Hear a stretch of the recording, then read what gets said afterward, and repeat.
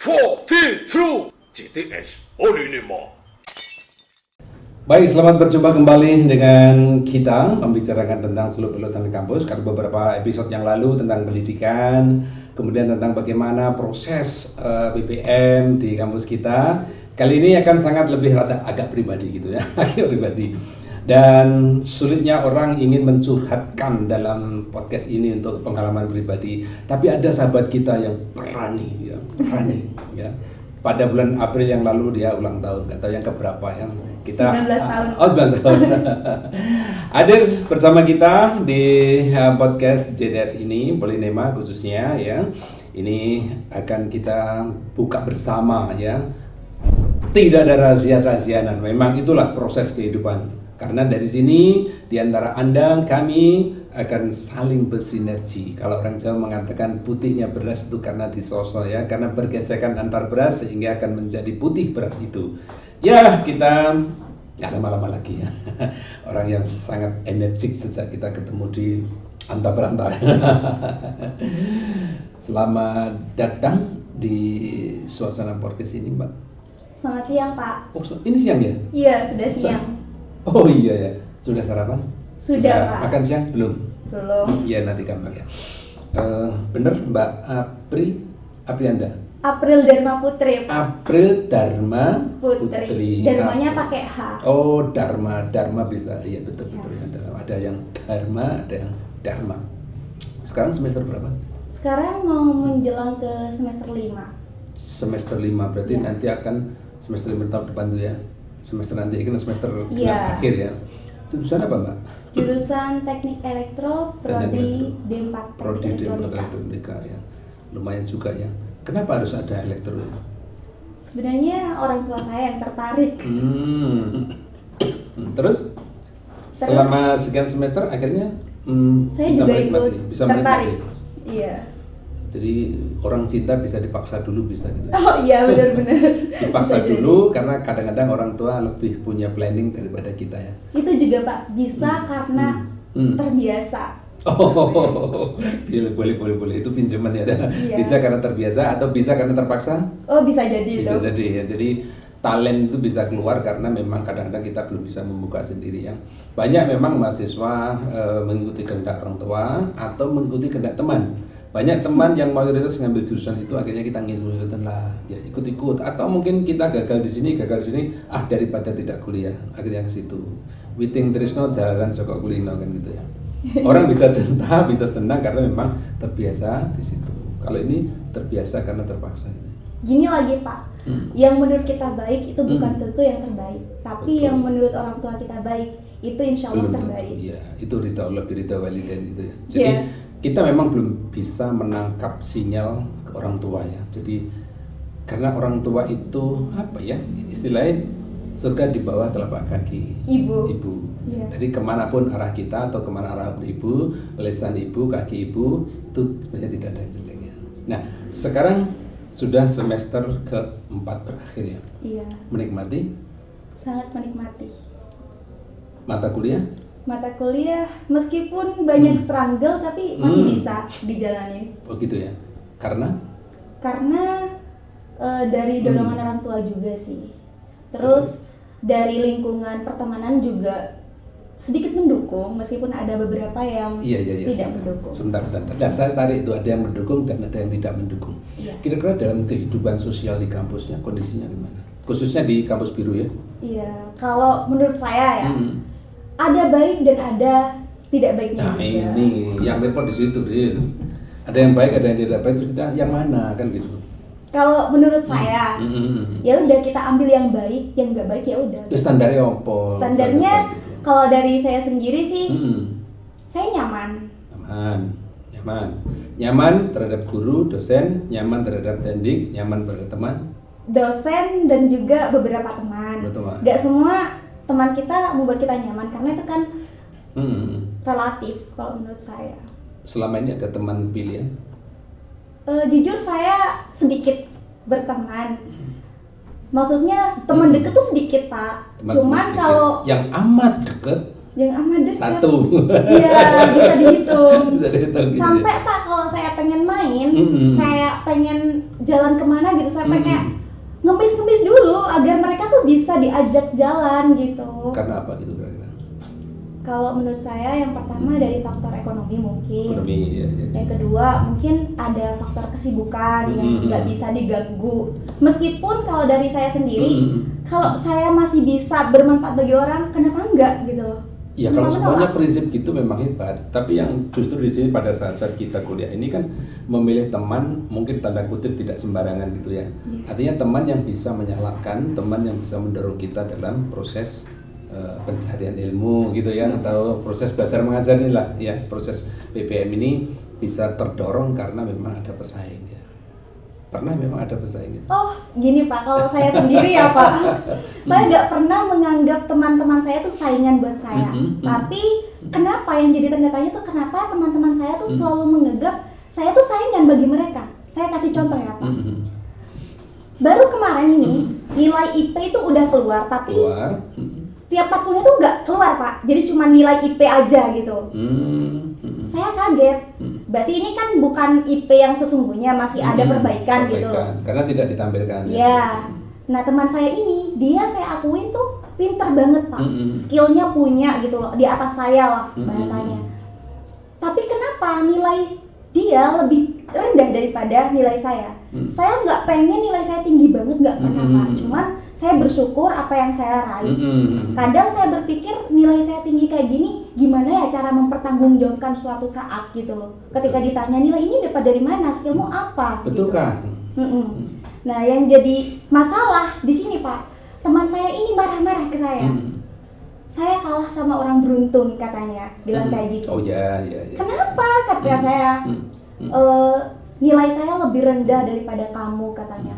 Padahal kalau diadu skill lebih bagus aku. Terus aku jawab Pak gitu loh, saya nggak pernah berharap nilai saya tinggi. Tapi kalau emang kamu nggak bisa nerima nilai ini, saya bisa ngajukan ke dosen gitu.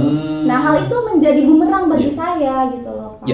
Tapi tinggi rendahnya nilai itu kan ukuran bagi kita ya. Artinya bukti prestasi kita yang kita tanamkan. Jadi deposito kita selama akhir semester itu kan tertulis di situ. Gitu kan? Apapun kan nilai A itu perlu, atau B+ itu perlu daripada B kan, gitu yang dicari gitu. Lepas dari aku tidak betul nilai A itu omong kosong ya, karena apa?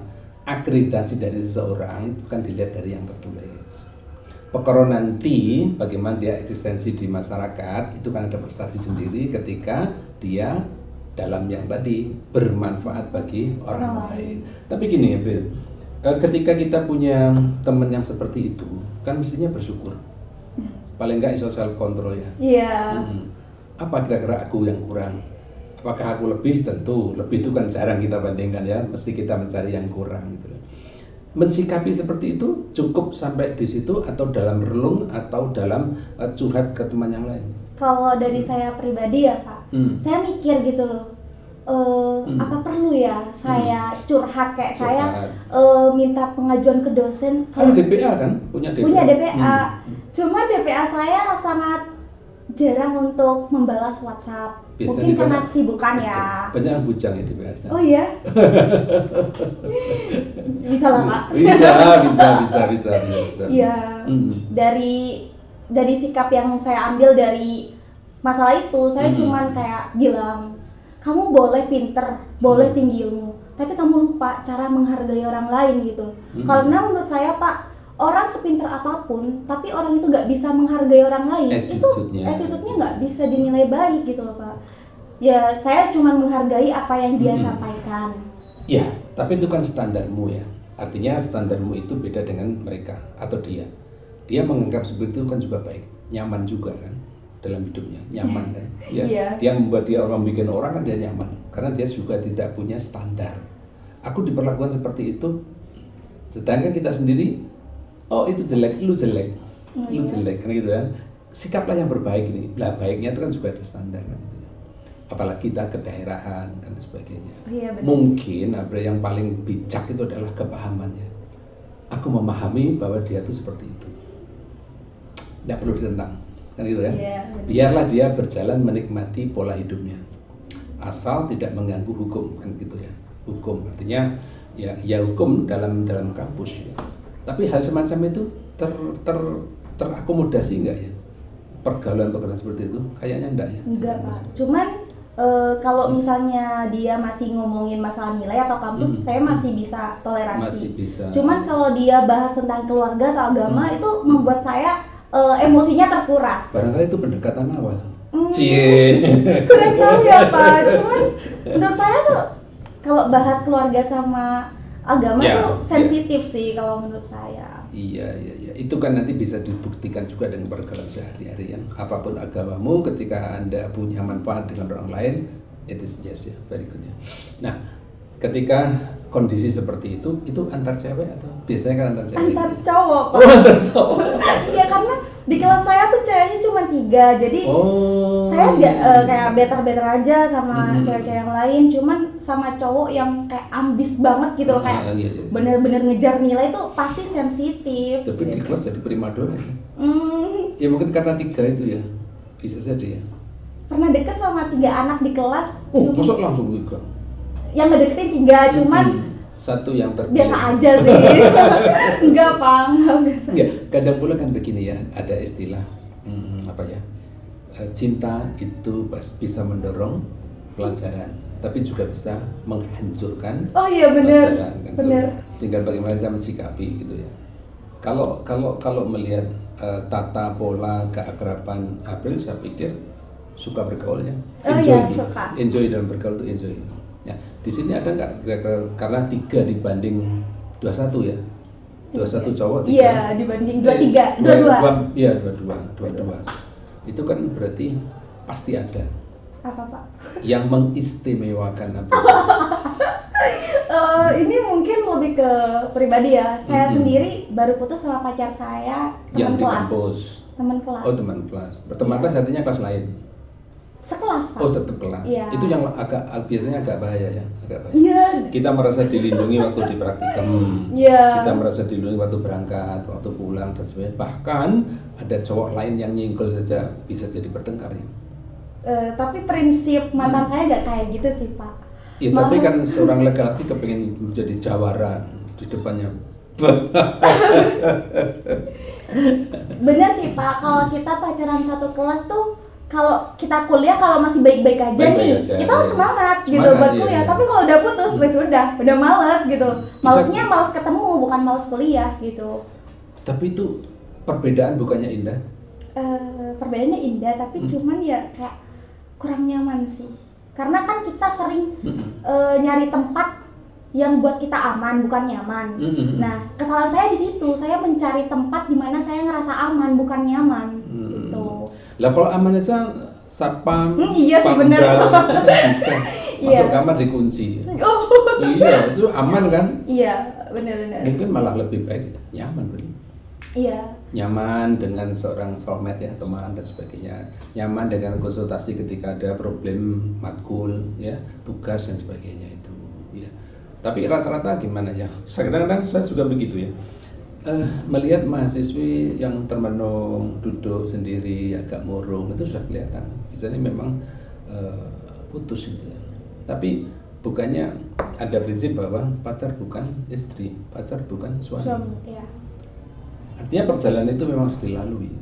Cuma pedih perihnya itu kan tergantung baper kita ya. Kalau kita menganggap bahwa dia adalah teman biasa, tidak terlalu memberi harapan, tetapi dia justru kita manfaatkan untuk saling membutuhkan dalam mata kuliah. Bisa gitu? Bisa kayak gitu, Pak. Cuman tapi yang sudah ya udah. Jadi kayak bener-bener gak hanya ngerusak hubungan pertemanan sih, kayak hubungan persahabatan juga kayak retak gitu loh. Eman ya. Kita sih. satu alumni hanya gara-gara mengikuti perasaan, padahal hidup ini kan realitas ya. Hidup ini realitas, suatu saat akan butuh itu, butuh dia suatu saat.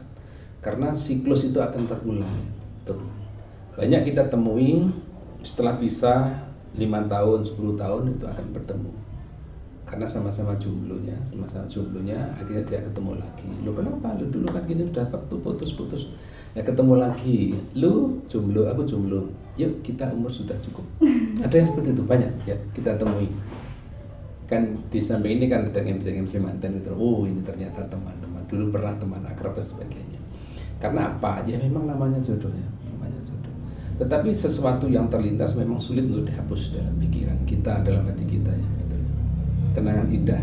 Kenangan indah, nggak ada yang indah sih kalau udah lewat. Udah, ya udah masa lalu ya udah dijadiin masa lalu aja. Ada hikmah? Ada hikmah tentu, kayak ada banyak hal pelajaran yang bisa didapat. Oh, ada pelajarannya cinta. Banyak. Wah, saya nggak ngerti kalau ada cinta itu ada pelajarannya. Jadi kayak apa ya Pak? Hal yang kita lakuin ya Pak, sekecil apapun pasti ada balasannya. Betul. Dan saya percaya itu. Ya, saya juga setuju itu. Jadi artinya apa yang kamu lakukan itu adalah tanamanmu sendiri dan suatu saat akan memanen, akan mengambilnya kembali. Sama dengan kita mendolimi orang, maka suatu saat kita akan didolimi plus bunganya. Kalau di sana ada bunga bank, di sini adalah bunga perbuatan. ya, terlepas dari itu, tapi itu tidak mengganggu ya. Artinya saya pikir banyak teman-teman di luar dari April ini ya yang melakukan hal yang sama. Kita ketemu dari daerah, kemudian kesengsem, kemudian menjalin hubungan yang sedikit agak mesra, kemana diantar, kemana dilindungi, kemudian bisa. Nah, semacam itu terhadap mata kuliah. Apa Pak? Mengganggu terhadap mata kuliah? Karena atau justru kita putus dalam satu kelas, kemudian kita bersaing. Aku jangan sampai kalah dengan dia. Kalau hal itu ya, yang saya dapat, saya lebih mengangkat value saya sih Pak. Jadi kayak yang sebelumnya saya manja, saya kayak bergantung ke anak ini, jadi kayak saya harus lebih belajar keras gitu. Jadi nggak seharusnya aku ngerasa aman karena ada orang ini, saya bisa lebih berdiri dari diri saya sendiri gitu. Tetapi kan sering kita jumpai dalam kelompok ya, di vokasi ya. Iya, di kelompok. Itu sampai diketahui dosen DPA.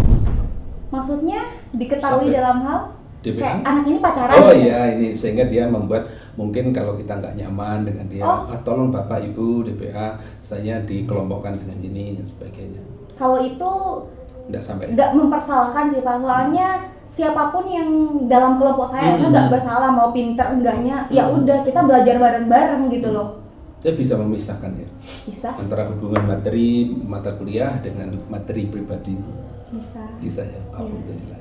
Tapi sampai sekarang masih ya, hubungan biasa ya. Karena putusnya baik-baik ya, jadi kayak saya minta putus baik-baik tuh dalam hal ya gak mau merusak pertemanan dalam sekelas Pak. Jadi tujuan saya ya bisa tukar informasi. Kalau kelasnya habis gitu. Kembali lagi bisa mungkin. Enggak cukup.